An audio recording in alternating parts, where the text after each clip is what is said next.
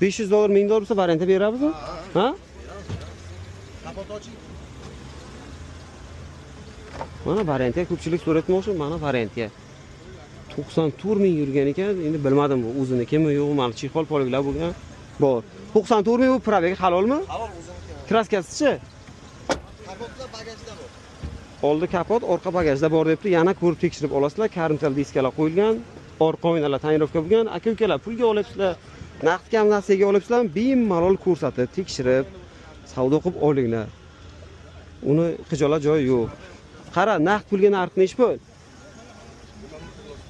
Yazdi nima buni? Mingta. Mingtana? Naqd pul narxi nechi pul? 3050 bo'lsa siz ortidan chiqarasiz. 3000 ga beramiz, naqd pulga. 3050 axir aka. Mayli 3000 ga qo'yamiz, savdosi bor deb qo'yamiz, xo'p? Biron mingta beraman. Bo'ldi. Yili 2010 $500 variant ham beriladi, to'g'rimi?